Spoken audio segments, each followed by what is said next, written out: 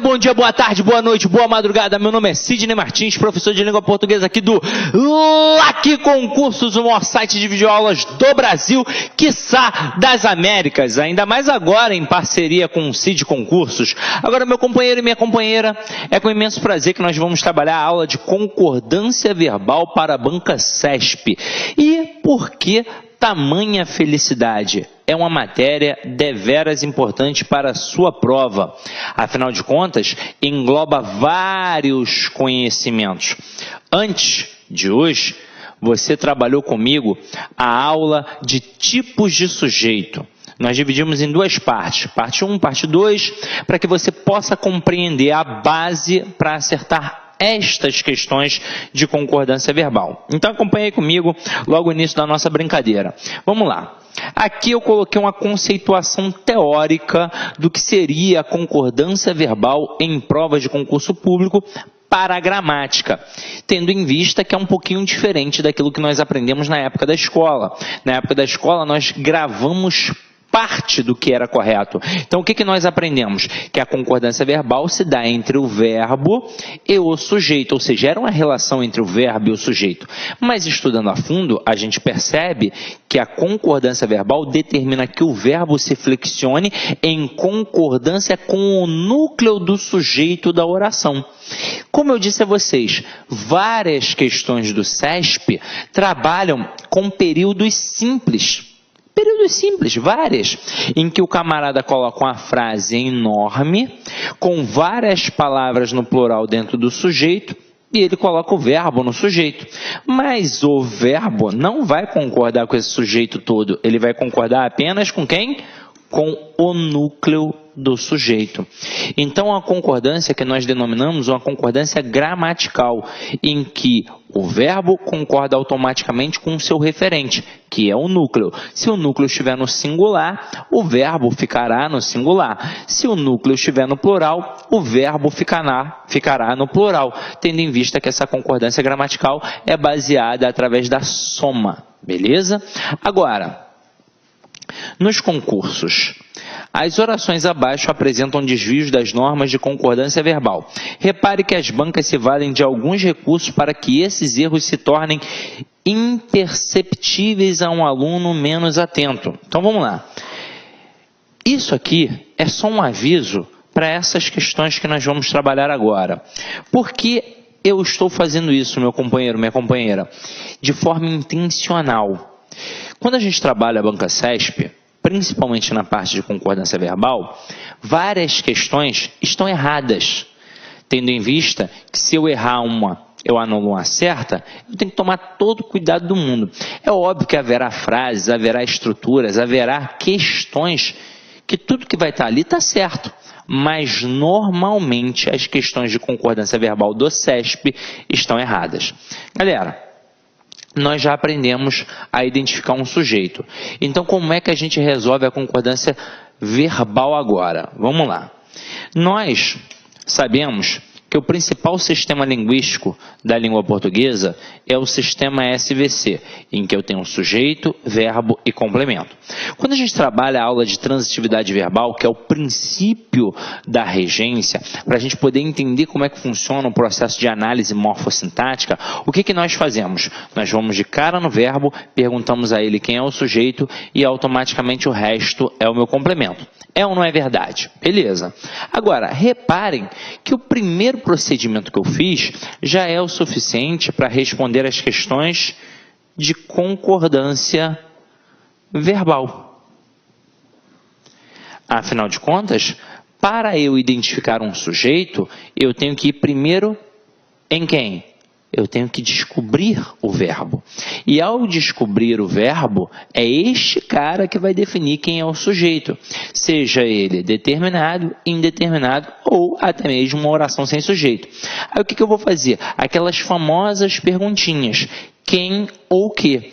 Ao descobrir o sujeito, resolvi praticamente tudo em relação à concordância verbal, mas não resolvi tudo ainda. O que eu preciso fazer agora? Eu preciso identificar o núcleo deste sujeito, porque será realmente o núcleo que irá concordar com o verbo. E como é que eu vou descobrir o núcleo. Basta eu buscar o substantivo sem preposição. Porque o substantivo, como nós vimos na aula de classes gramaticais, é sempre o termo determinado, ou seja, sempre o núcleo de qualquer estrutura nominal. E o sujeito é uma estrutura nominal. Então vamos ver como é que isso funciona na prática agora, numa pequena conceituação teórica. Ó.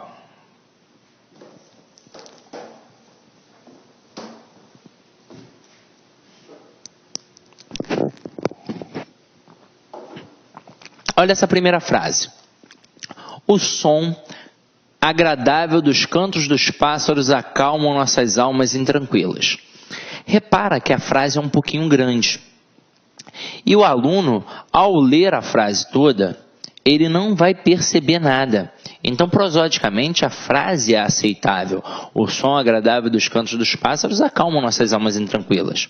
E se o aluno for tentar buscar, de repente, um núcleo de sujeito, ele pode se equivocar. Então, acompanha aqui comigo. Para eu responder qualquer questão de concordância verbal, eu tenho que procurar quem? Eu tenho que procurar o verbo. Então tá aqui, ó, acalmam. Então, Sidney, o verbo já está no plural. Significa que está certo. Eu vou perguntar quem ou o que acalmam. É ou não é verdade? Não. A minha pergunta é sempre no singular. Afinal de contas, eu não sei ainda quem é o referente. Ah, Sidney, mas ali tem uma porrada de coisa. Eu já vi quem é o referente. Você ainda não viu. Você vai perguntar para aí sim descobrir. Então, vamos lá. Quem ou que acalma nossas almas intranquilas? Aí eu vou obter como resposta tudo isso daqui, ó. O som agradável dos cantos dos pássaros. Tudo isso é o meu sujeito. Agora, é essa estrutura toda que vai concordar com o verbo? Não, vai ser o núcleo do sujeito. Aí, às vezes, alguns alunos dão mole nessa parte, porque eles vão pensar na palavra semanticamente mais importante. Então, de repente, o camarada vem aqui em pássaros ou em cantos. Mas não é assim que a banda toca, porque tanto pássaros quanto cantos estão preposicionados. E eu não vou ter o núcleo do sujeito preposicionado. E a gente já sabe o porquê, é ou não é verdade? Agora, acompanha aqui comigo. Qual é o substantivo sem preposição? É a palavra som.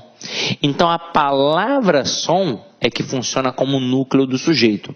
E se aqui é o núcleo do sujeito, o verbo tem que concordar com este núcleo. Como o núcleo está no singular, o que vai acontecer obrigatoriamente com o verbo? Ele vai ficar no singular. Então, a frase correta seria: o som agradável dos cantos dos pássaros acalma nossas almas intranquilas. Porque, na verdade, o que verdadeiramente vai acalmar é o som. Tranquilo? Então, vamos continuar brincando aqui. Olha a próxima frase. O choro das crianças das comunidades carentes nos comovem. Pô, beleza, Sidney. Tranquila a frase. Mas olha só com um pouquinho mais de calma. E é assim que você vai fazer no CESP. Você vai procurar o verbo e vai perguntar a ele quem é o sujeito. Sempre com aquelas perguntinhas. Quem ou o que, quando você tiver dificuldade. Então, quem ou o que nos comove? Aí eu obtenho como resposta tudo isso, ó. O choro das crianças das comunidades carentes. E aí repara que mais uma vez o sujeito está bem grande. Aí eu vou procurar o núcleo do sujeito. Eu não posso dar mole de pensar que é crianças, só porque crianças semanticamente é mais importante. Afinal de contas, crianças aqui, ó, tem preposição. E eu não posso ter núcleo de sujeito preposicionado. O núcleo do sujeito vai ser sempre o substantivo sem preposição. E o núcleo do sujeito aqui é a palavra choro. Como o núcleo é choro e está no singular, o verbo tem de ficar no singular. Então a frase correta seria: o choro das crianças das comunidades carentes nos comove. Porque o que realmente comove é o choro. Agora, às vezes alguns alunos me contestam e falam assim: Sidney, mas o sujeito não deveria ser apenas o choro das crianças? Por que você botou das comunidades carentes? Tem toda uma intenção, gente. Se eu colocasse o choro das crianças, eu estaria dizendo que qualquer criança me comove ao chorar, mas esta não foi a intenção da frase. A intenção da frase foi dizer que apenas o choro das crianças das comunidades carentes é que me comove. Então, por exemplo, o choro de uma criança do Leblon, de Ipanema, do Leme aqui, ó, não vai me comover. Vai me comover o choro de uma criança da comunidade carente, porque eu sei que ela está passando algum tipo de necessidade. Tranquilo? Então, beleza. Vamos adiante. Agora, as duas primeiras frases, o que nós fizemos? Nós fizemos estruturas em que a frase era grande. Inclusive, é um auxílio para você que também vai trabalhar produção textual. Afinal de contas, quando a gente trabalha a análise gramatical aqui no módulo de gramática, no módulo de língua portuguesa, isso é uma base para você poder utilizar na redação. Porque quando o camarada faz um concurso em que ele cobra a redação, na verdade ele está cobrando a língua portuguesa. Não é só ter aquela estruturazinha de introdução, desenvolvimento e conclusão. Ele quer saber se você é bom em regência, se você é bom em pontuação, se você é bom em concordância. E é muito comum o aluno errar em concordância. Por quê? Porque ele produz períodos longos e produz inversões. Então, você deve saber que ao produzir uma redação para concurso público, você deve produzir períodos curtos. Não que ao produzir um período longo você esteja errado, mas você está fadado a um erro de concordância verbal. Se você produz um período curto, o seu sujeito fica próximo do verbo e aí, consequentemente, você não vai cometer este erro. E se você produz inversões, o camarada pode não entender a sua ideia. E aí é óbvio que ele não vai pensar que o problema está nele. Ele vai pensar que o problema está em você. Então ele vai assinalar erro de coesão e coerência. Então, para a prova de concurso público, ao produzir um texto, períodos curtos e sempre em ordem direta. Primeiro o sujeito, depois o verbo, depois o complemento.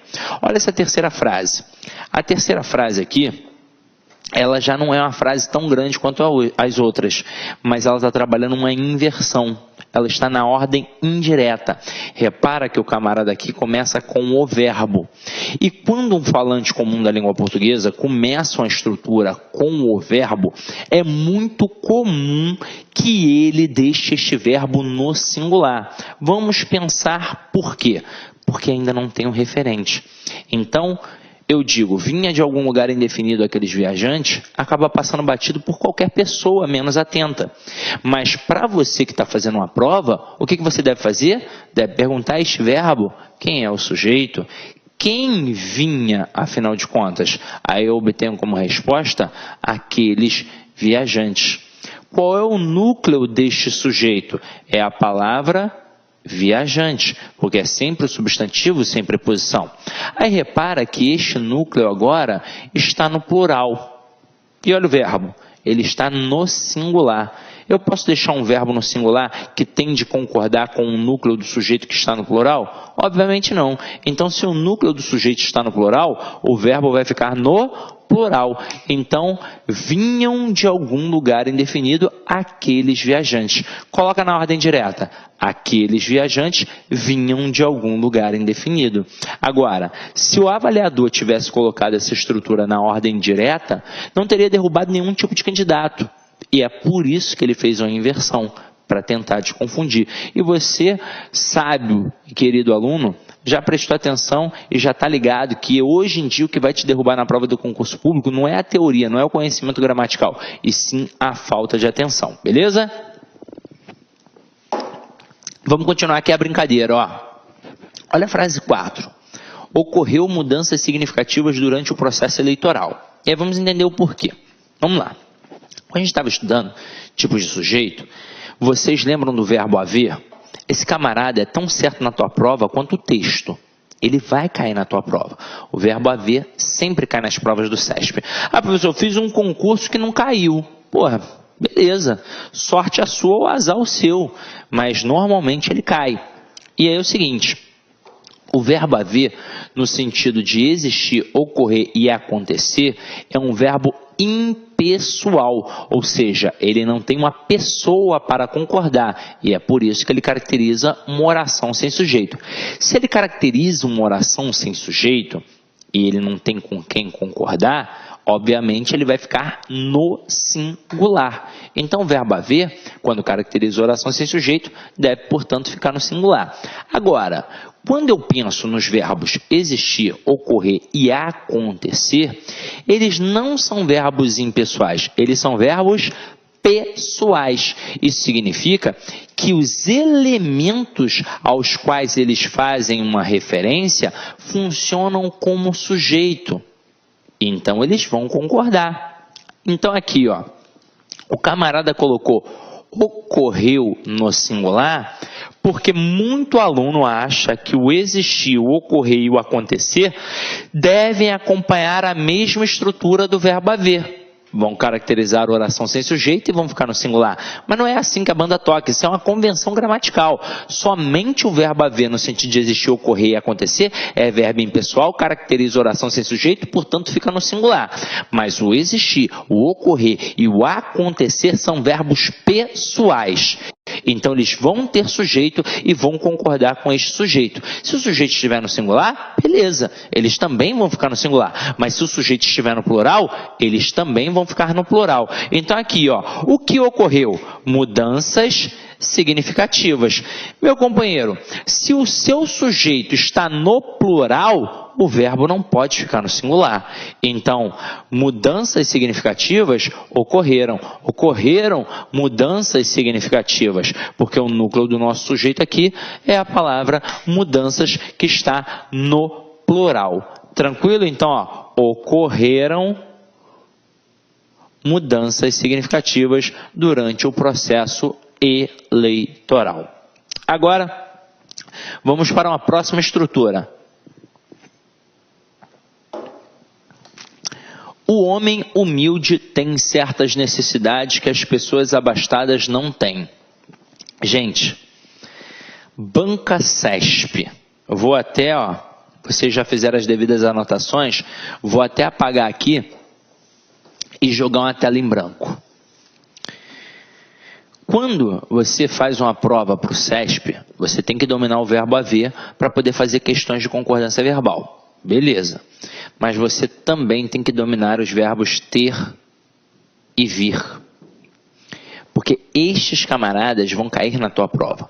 Não só na prova do CESP, como também FCC, Sesgran Rio, ESAF, VUNESP e por aí vai. As bancas adoram estes verbos. Agora, eu tenho que frisar que não são apenas estes verbos, os derivados também, como manter, entreter, provir, intervir e por aí vai. Então, meu companheiro, aqui a gente vai trabalhar uma diferenciação de número para poder marcar, assinalar o plural. E o plural na língua portuguesa é sempre assinalado com acento circunflexo. Beleza? Então vamos lá, ó. Acompanha aqui comigo. Questão 5. O homem humilde tem. Então, observa que aqui apareceu o primeiro verbo. Aí diz para mim, quem é que tem certas necessidades? O homem humilde. Isso aqui é o meu sujeito. Quem é o núcleo do sujeito? É a palavra homem. Afinal de contas, é sempre o substantivo sem preposição. Então, aqui é o núcleo. Como o homem está no singular, ele vai concordar com o verbo e o verbo também vai ficar no singular. Até aí tudo bem, porque o verbo ter, na terceira pessoa do singular, ele fica sem o acento, porque ele está no singular. Aí vamos continuar nossa leitura. O homem humilde tem certas necessidades que as pessoas abastadas não têm. Agora aqui, ó, quem é que não tem? As pessoas abastadas. Qual é o núcleo? Pessoas. O núcleo, reparem, está no plural. E este núcleo tem de concordar com o verbo. Eu não posso deixar um verbo que vai ficar no plural obrigatoriamente, porque ele tem que concordar com este núcleo, igual um verbo que está no singular. Eu tenho de fazer alguma coisa para diferenciá-lo. E o que eu vou fazer? É o acento circunflexo. O acento circunflexo marca a pluralização na língua portuguesa. E aí você tem que ficar ligado que o CESP vai fazer sempre isso. Vai colocar um período um pouquinho maior, afinal de contas, a grafia e a pronúncia são as mesmas. Então, se o aluno não estiver muito atento, ele vai embarcar no erro. Repara que eu digo o homem humilde tem e as pessoas abastadas não têm. A pronúncia é a mesma e a grafia também. A única coisa que tem para diferenciar é o acento circunflexo que marca exatamente o plural. Agora, continuando a brincadeira, eles também vão utilizar os verbos que são derivados. Observa a frase 6. As crianças da cidade grande se mantêm alheias a tudo. Vamos lá. Olha o verbo aqui. Verbo manter. Quem é que se mantém alheio a tudo? Então, vamos lá. As crianças da cidade grande. Tudo isso aqui é o meu sujeito. Agora, qual é o núcleo do sujeito? É sempre o substantivo sem preposição. O núcleo aqui é a palavra crianças. E é este núcleo que tem que concordar com o verbo. Aí o aluno pensa assim, ué, Sidney, mas já tem um acento ali, como é que fica? Na nossa aula de acentuação, você já viu que aqui tem um acento obrigatório, pelas regras básicas de acentuação. Afinal de contas, ali eu tenho uma oxítona terminada em "em", e toda oxítona terminada em "em" deve receber o quê? O acento. Mas reparem, o acento que está ali é um acento no singular. Mas como assim, Sidney? O acento agudo só tem um pauzinho, então é singular. Se eu tivesse colocado a criança, aí beleza. A criança da cidade grande se mantém com acento agudo, alheia a tudo. Mas ao colocar crianças no plural, eu não posso deixar o acento, que é o acento agudo ali, que marca o singular. Afinal de contas, ele não marca nada, ele é só um acento que existe. Mas como é um acento que só tem um pauzinho, eu posso pensar, acento no singular. Agora, para ser no plural, obrigatoriamente, tem de ser o acento circunflexo, porque são dois pauzinhos. Ah, Sidney, isso é idiota. É idiota, mas na hora da prova vai te auxiliar, não vai? Então, beleza. Então, ó, tem só um acento agudo assim, ó, um pauzinho, singular, não dá mole. Dois pauzinhos, plural, tranquilo? Então, gente, fizemos uma conceituação teórica aqui em algumas frases e agora a gente vai cair para dentro de casos específicos. Então, acompanha aqui comigo, ó.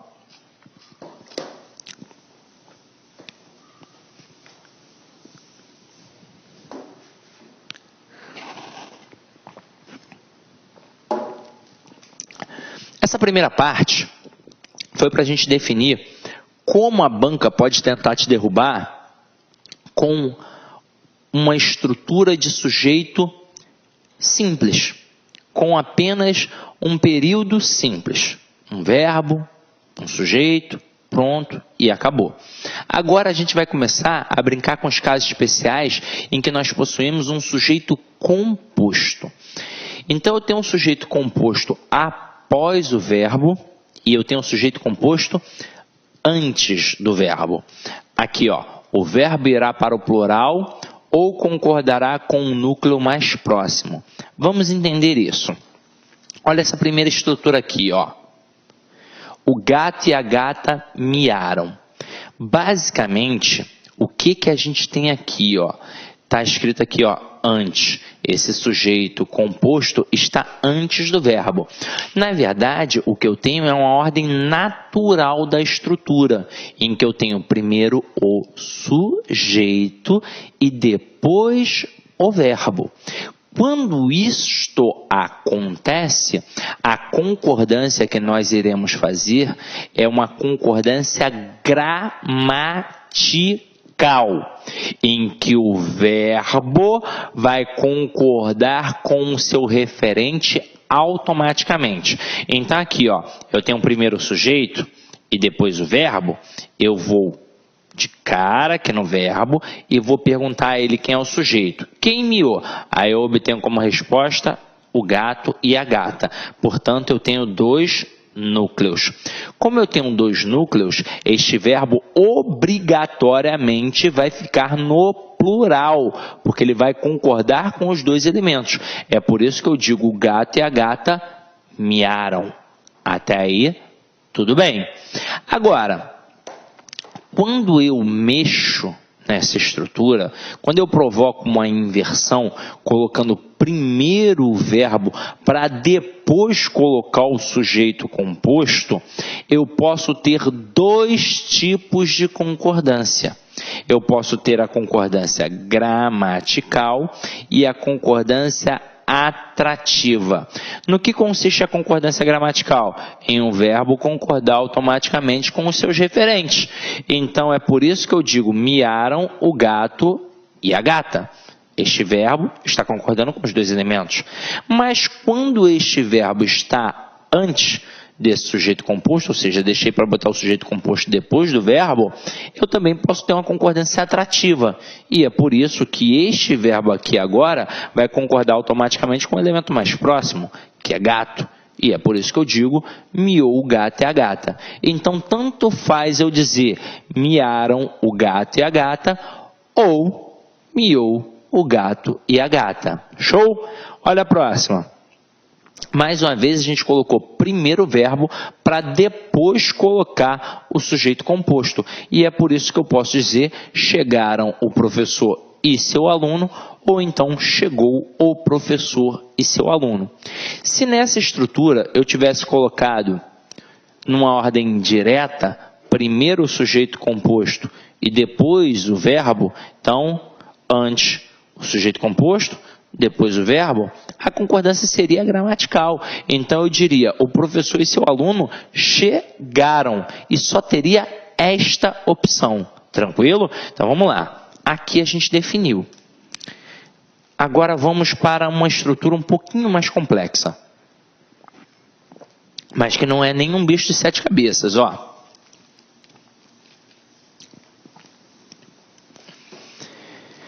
Sujeito composto ligado por ou, pelo conectivo ou. Quando a gente trabalha o conectivo ou, por exemplo, na aula de conectivos, na aula de conjunções, nós definimos que ele marca uma alternância, uma escolha. Beleza, ou você vai fazer uma coisa, ou vai fazer outra. Só que aqui nós vamos trabalhar com dois valores semânticos. Eu posso trabalhar com a questão da simultaneidade e com a questão da exclusão. Então vamos lá. Ó.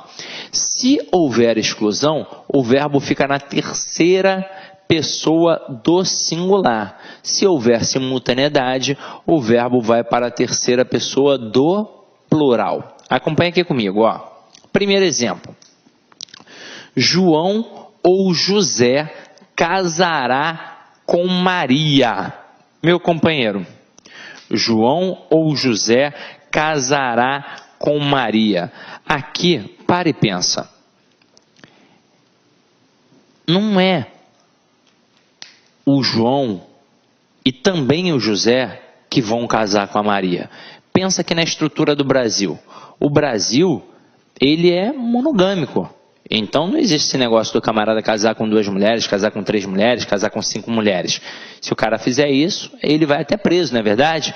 Então, aqui, ou só o João, ou só o José é que vai casar com a Maria. Então, por isso, eu tenho a relação de exclusão e o verbo fica no singular obrigatoriamente. Aí, eu até brinquei aqui, e botei assim, ó, apenas um ganhou e exclusão. Vou criar uma estrutura, ó. Flamengo ou Vasco ganhou o título de 2012. Poxa, é óbvio que foi o Flamengo, né? Então, não foram os dois times que ganharam, apenas um ganhou. Então, por isso, fica no singular. Agora, reparem o próximo exemplo. Ó. Muito frio ou muito calor podem matar o bebê. E aí, repara que agora este ou marca uma simultaneidade. Porque não é só o frio ou só o calor que realmente são capazes de matar o bebê.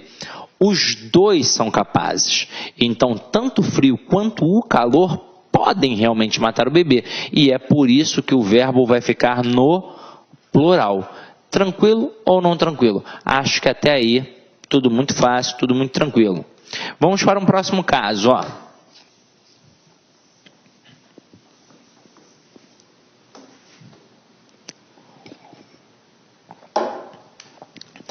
Sujeito composto com núcleos sinônimos ou quase, ou seja, bem próximos, bem parecidos.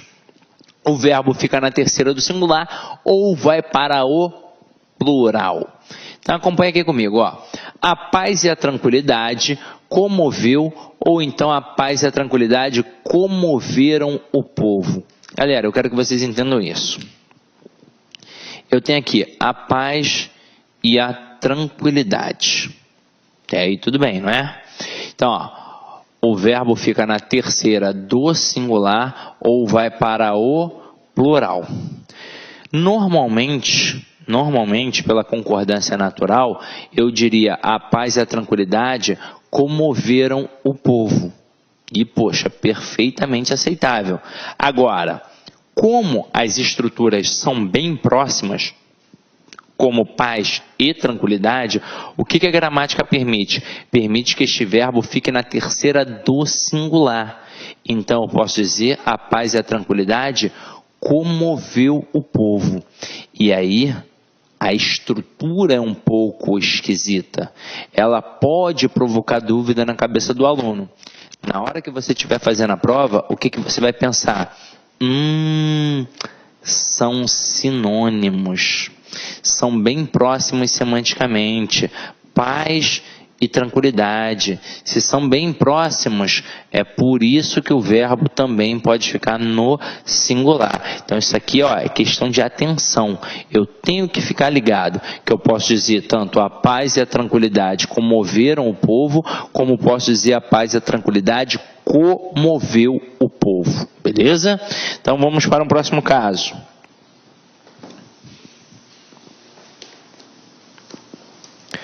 Mais uma vez, sujeito composto, só que agora, ó, por pessoas diferentes.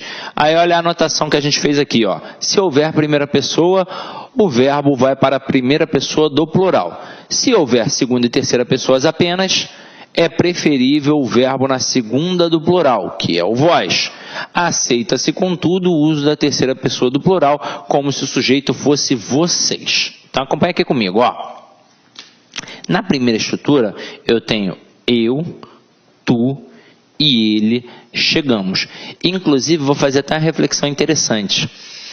A gente, pelo menos a galera da minha idade, tem o hábito de assistir ao Chaves, ou tinha o hábito, né, antigamente.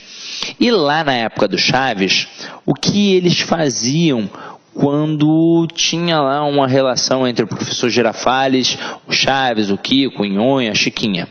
Quando alguém falava uma coisa, era comum eles zoarem e dizer assim, ó, o burro sempre vem na frente. Por exemplo, o Chaves iria falar que ele e o Kiko fizeram alguma coisa para o professor Girafales. Aí ele dizia, eu e o Kiko fomos à padaria, professor. Aí o professor Girafales dizia assim para ele, o burro sempre vem na frente. Ele até brincava e dizia, pode passar. Só que naquele momento ali, o que ele queria dizer para o Chaves? Que o Chaves deveria dizer, Kiko e eu fomos à padaria. Gente, eu quero frisar que isso não existe na língua portuguesa. Então, na língua portuguesa não tem a obrigatoriedade da posição das pessoas no discurso. Então, tanto faz eu dizer, eu e Kiko fomos à praia, quanto Kiko e eu fomos à praia. Tranquilo? Não há o menor problema. Então, aqui nessa estrutura, eu não preciso dizer tu, ele e eu chegamos. Eu posso sim dizer eu, tu e ele chegamos. Agora, o que eu tenho de definir é o seguinte. Se eu estou colocando aqui uma primeira pessoa do singular, é óbvio que este verbo tem de ficar numa primeira pessoa do plural. Porque ao identificar o nós, por exemplo, quando a gente está estudando tipos de sujeito, e a gente vai estudar o sujeito oculto, que a gente também pode chamar de desinencial, ao identificar a estrutura nós, eu marco que aquele camarada ali é determinado, porque pelo menos uma pessoa está identificada, que é quem? Eu. Então, se tem primeira pessoa do singular, nesse sujeito composto por pessoas diferentes, é óbvio que o verbo obrigatoriamente vai ficar na primeira pessoa do plural. Beleza? Então, eu, tu e ele chegamos. Agora, se eu não tiver essa primeira pessoa, se eu tiver apenas a segunda e a terceira pessoa, aí já não vai mais poder ficar na primeira pessoa do plural. Vai ficar na segunda pessoa, que é o vós.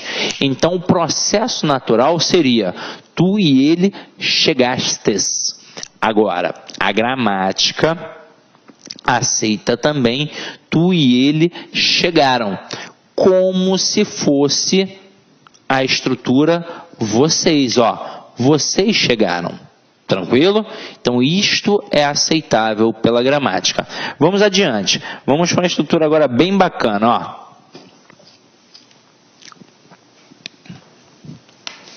Galera, aqui é o seguinte. Eu marquei aqui núcleo coletivo, mas você provavelmente deve ter aprendido isso na escola como termo partitivo. Então, quando você tem um termo partitivo seguido de especificação, você pode ter dois tipos de concordância. Então, está aqui, ó, o verbo pode concordar com o núcleo coletivo ou com a especificação. Seria uma concordância facultativa. Só que a gente vai entender isso aqui muito bem. Então, vamos lá. Eu botei aqui, um grupo de estudantes se aproximou e um grupo de estudantes se aproximaram. Se eu tivesse colocado apenas um grupo, eu colocaria um grupo se aproximou. Não teria como eu colocar um grupo se aproximaram, a não ser que eu fosse muito doido, mas apesar de indicar coletividade, a estrutura está no singular. Como a estrutura está no singular, o verbo tem que ficar no singular. Isso aqui é uma concordância natural de todo falante. É o que a gente chama de concordância gramatical. Agora eu quero que vocês entendam o seguinte. Quando a gente tem uma expressão partitiva, que pode ser a maioria, a minoria, um grupo, quando a gente tem isso, mais um termo especificador, não significa que eu vou ter uma concordância no singular e outra concordância no plural. Significa que eu posso ter uma concordância gramatical e outra atrativa. Acompanha aqui comigo, ó. Quando eu digo um grupo de estudantes se aproximou, eu tenho aqui uma concordância gramatical. E quando eu digo um grupo de estudantes se aproximaram, eu tenho aqui uma concordância atrativa. Então, repara, na primeira frase, um grupo de estudantes se aproximou. Quem foi que se aproximou? Um grupo de estudantes. Isso tudo aqui é o meu sujeito. Agora, qual é o núcleo do sujeito? O núcleo é a palavra grupo, porque vai ser sempre o substantivo sem preposição. Mas não pode ser estudantes não, Sidney? Não, porque estudantes, ó, tem preposição. Eu jamais posso ter um núcleo de sujeito preposicionado. Então, este verbo aqui vai concordar com o núcleo que está no singular. Portanto, uma concordância gramatical. E mesmo que este termo aqui indique uma coletividade, ele se encontra no singular. Agora, observa a próxima. Um grupo de estudantes se aproximaram. Aqui, quem foi que se aproximou? Um grupo de estudantes. Então, tudo isso aqui é o meu sujeito. Quem é o núcleo do sujeito? Continua sendo a palavra grupo. Agora, só que aqui nós fizemos uma concordância atrativa. E por que a gramática permite isso? Porque semanticamente a palavra estudante é mais importante para você. É ou não é verdade? É mais importante. Então, a gramática entendeu, opa, eu posso realmente também permitir uma concordância atrativa. Então, este verbo aqui vai concordar com o termo mais próximo, que é a palavra estudante. Como a palavra estudante está no plural, o verbo também fica no plural. Bizu que eu vou te dar para a questão de função sintática. Esses termos especificadores aqui, eles sempre vão funcionar sintaticamente como adjuntos adnominais, porque eles sempre vão acompanhar um substantivo, eles sempre vão caracterizar este substantivo. Então, eles sintaticamente sempre funcionam como adjuntos adnominais. Quer ver? Vamos continuar brincando aqui mais um pouquinho sobre isso, ó.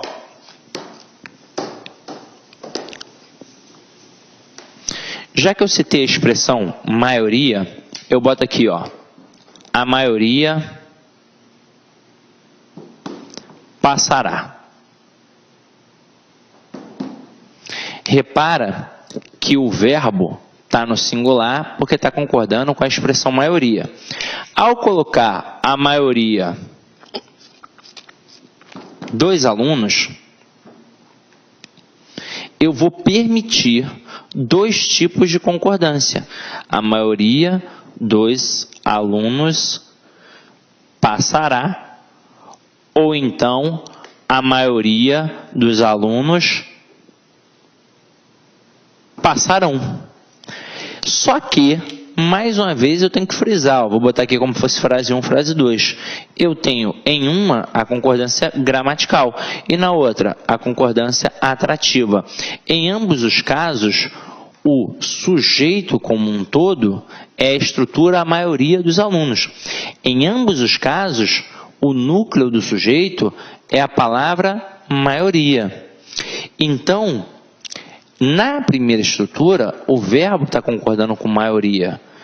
Como está no singular, o verbo ficou no singular. E aí repara que está concordando com o núcleo do sujeito, portanto, é uma concordância gramatical. Agora, na frase 2, o verbo está concordando com o elemento mais próximo, que na verdade é o termo especificador. E, como está concordando com o elemento mais próximo, eu chamo de concordância atrativa. E mais uma vez eu vou frisar, sintaticamente esses termos especificadores são sempre adjuntos adnominais. Agora, bizu final. Se eu colocar assim, ó, a maioria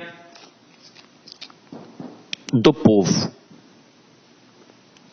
eu coloquei um termo partitivo ou um núcleo coletivo, como preferir, mais um termo especificador. Isto significa que eu posso ter dois tipos de concordância. É ou não é verdade? Tenho dois tipos, a gramatical e a atrativa. Mas aí repara, ao colocar o verbo aqui, independentemente dele concordar com o núcleo, que é a maioria, ou então com o termo partitivo, que é povo, mesmo ambos indicando uma coletividade, os dois se encontram o quê? No singular. Então não tem como eu dizer a maioria do povo passarão.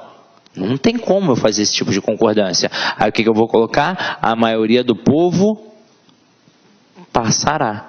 É uma questão de bom senso. Então, espero que você tenha entendido isso aí, tá? Não é simplesmente aparecer o termo especificador e eu sei que eu posso ter um verbo no singular e outro no plural. Não é assim não, tá? Inclusive, galera, para quem faz questões da banca FCC, fica ligado nisso daí, ó, que cai e muito também na FCC, tá? Então, vamos lá, vamos voltar aqui. Vamos para um próximo assunto.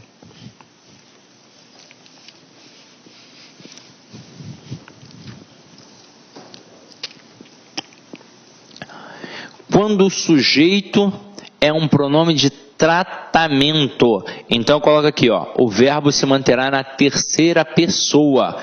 Sua Excelência aceita bem suas próprias limitações. Ou então, Vossa Excelência aceita bem suas próprias limitações.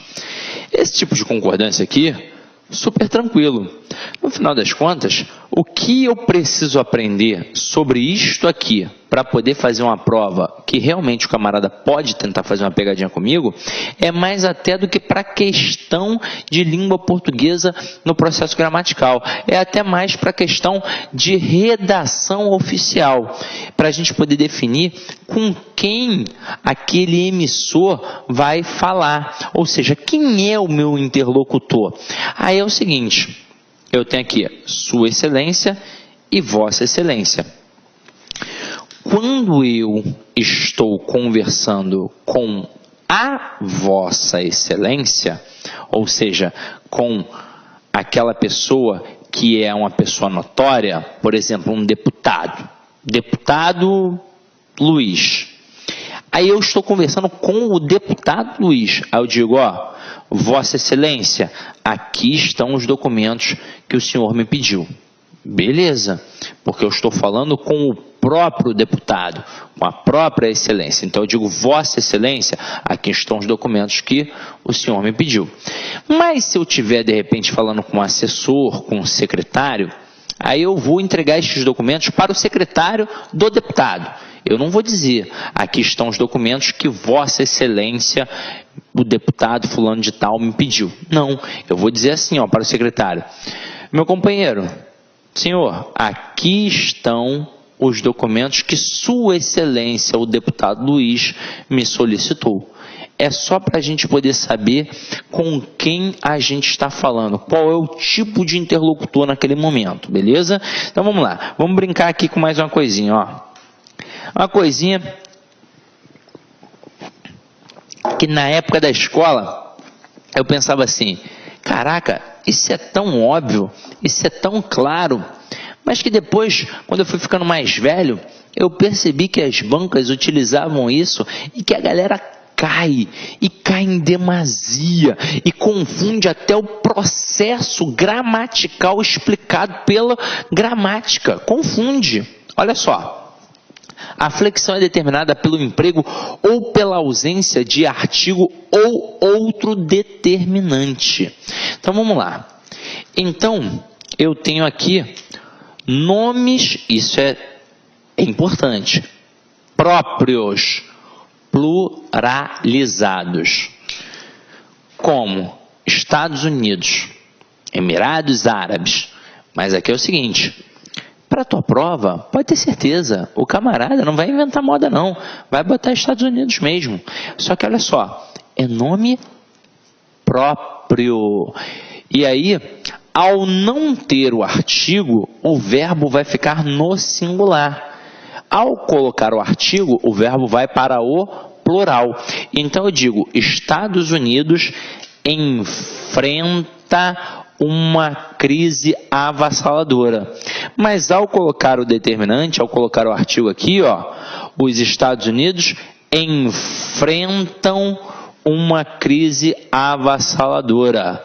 Meu parceiro, tem de ficar muito atento, porque se você não prestar atenção, de repente você vai jogar tudo no plural. Ó, Estados Unidos enfrentam. Não, mas é Estados Unidos enfrenta e os Estados Unidos enfrentam. E por que eu estou dizendo que o aluno confunde isso? Certa vez, um aluno entrou em contato comigo e falou assim: poxa, professor, não colocaram um artigo naquela estrutura. Por que o verbo foi para o plural? Ele não deveria ficar no singular? Aí, a estrutura era a seguinte, até parecida com essa, né, de enfrenta.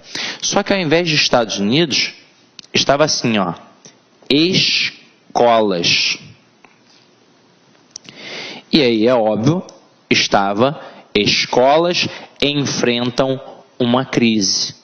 Como se fosse essa, ó, escolas, vou até escrever aqui, ó, escolas enfrentam uma crise.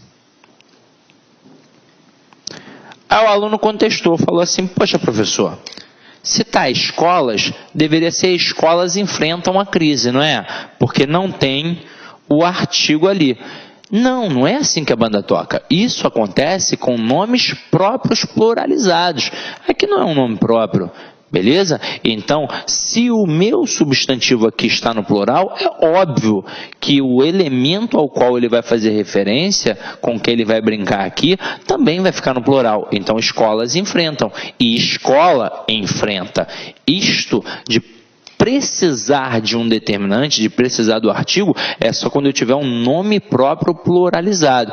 E basicamente na sua prova você pode ter certeza, é a estruturazinha voltada para os Estados Unidos. Beleza? Então vamos lá, vamos continuar nossa brincadeira aqui, ó.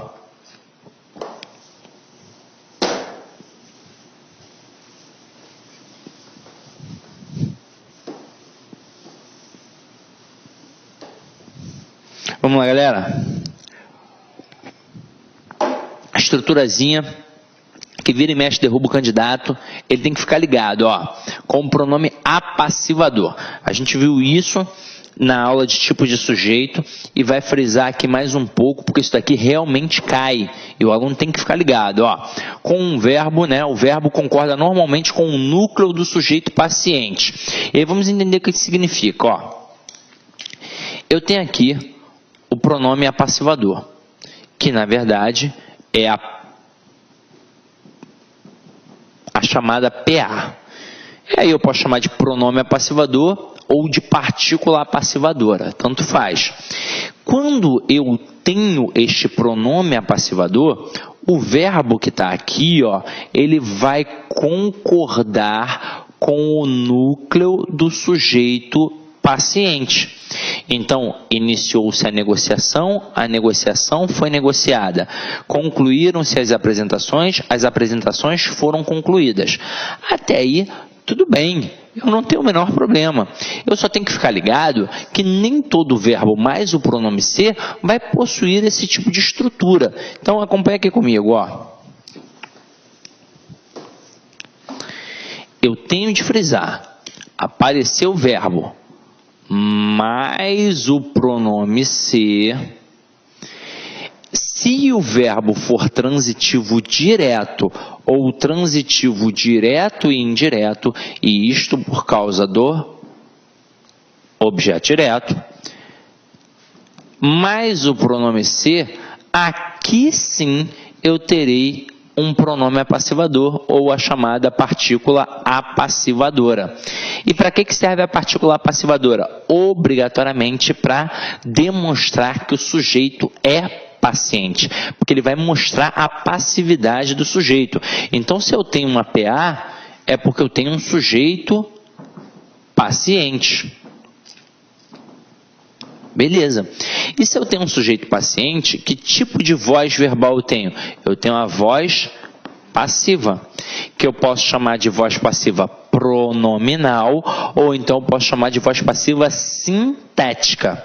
Agora, se forem verbos transitivos e indiretos, verbos intransitivos, verbos de ligação, ou até mesmo um verbo transitivo direto, mais um objeto direto preposicionado, mais o pronome ser, eu tenho que frisar que aqui não vai ser pronome apassivador, não vai ser partícula apassivadora. Aqui nós teremos um PIS, que é a partícula de indeterminação do sujeito. E aí, dependendo do autor, ele vai chamar de partícula, vai chamar de pronome, vai chamar de símbolo, vai chamar de índice, tanto faz.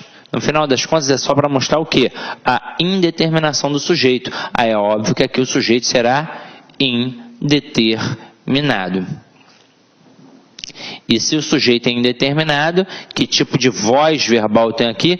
Eu tenho a voz ativa. Agora, relação de concordância verbal com essas estruturas que possuem o verbo mais o pronome ser. Quando eu tenho realmente um APA, este sujeito vai concordar com o verbo.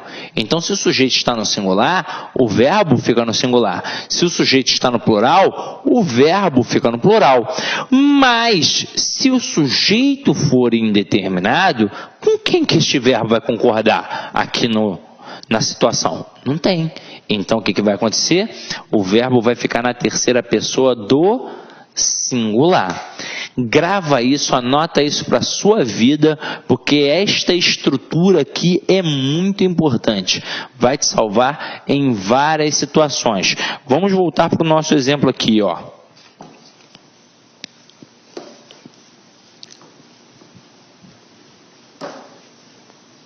Para a gente poder observar, ó. Iniciou-se a negociação.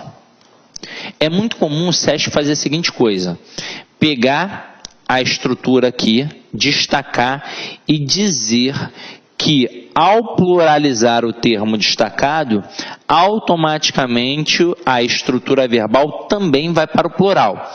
Isto vai acontecer quando eu realmente tiver um sujeito paciente. E quando é que isso vai acontecer?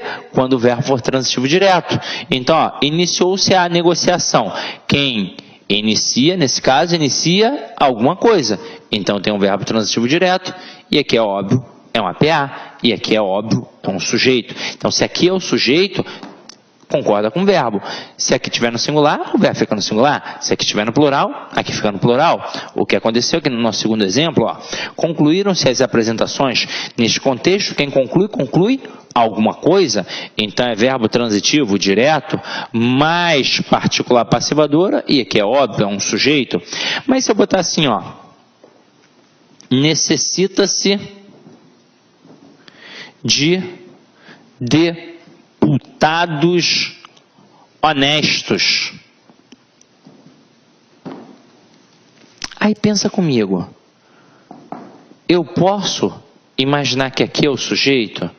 Eu posso imaginar que a estrutura aqui está errada, que eu tenho de colocar necessitam-se de deputados honestos? Não posso pensar, porque aqui eu tenho um verbo transitivo indireto. Porque quem necessita, necessita de alguma coisa. E se aqui eu tenho um verbo transitivo indireto, este pronome aqui não vai ser um pronome apassivador, vai ser um pronome de indeterminação do sujeito. Então vai ser um PIS. E é óbvio que aqui vai ser um objeto indireto. E o verbo vai ficar na terceira pessoa do singular. Não vai importar se o elemento que está ali, ó, vai estar no singular ou no plural. Não vai fazer a menor diferença na relação da concordância. Afinal de contas, o sujeito aqui é indeterminado. E o verbo mais o pronome ser, quando caracteriza uma estrutura de sujeito indeterminado, este verbo obrigatoriamente fica na terceira pessoa do singular. Tranquilo até aí? Beleza. Aí,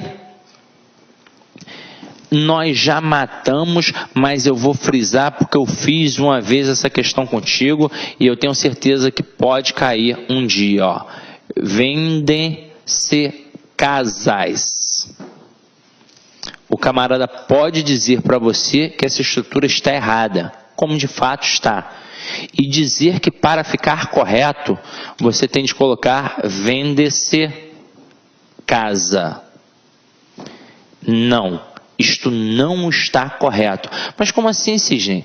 Se é verbo transitivo direto, mais pronome ser, o termo que vem ali depois não é sujeito? É, beleza, é sujeito. Só que o verbo, ele concorda com quem? Com o núcleo do sujeito, não é? Então, se o núcleo do sujeito estiver no singular, o verbo fica no singular. Se o núcleo do sujeito estiver no plural, como é que fica o verbo? No plural. Então, para ficar correto, eu tenho de colocar vendem-se casas. Tranquilo ou não tranquilo? Tranquilo, não é? Então, vamos lá, ó. Aqui, galera, o que a gente vai fazer? Antes da gente passar para a próxima etapa, afinal de contas, muita coisa a gente já construiu na aula de tipos de sujeito e agora a gente está reforçando, porque é um assunto deveras importante, várias questões da tua prova podem ser de concordância e você não pode dar mole porque o objetivo é gabaritar. Agora a gente vai dar uma parada, até mesmo como setor pedagógico, fator pedagógico. Então, a aula já tem quase 1 hora, a gente dá uma paradinha para você dar uma refrescada, vai ao banheiro, toma uma água, bebe um café, é importante beber água para hidratar o cérebro, para ficar atento. Então vai lá, daqui a pouco a gente volta para o nosso segundo momento, para a nossa segunda parte, tranquilo? Então até daqui a pouco, meu companheiro e minha companheira.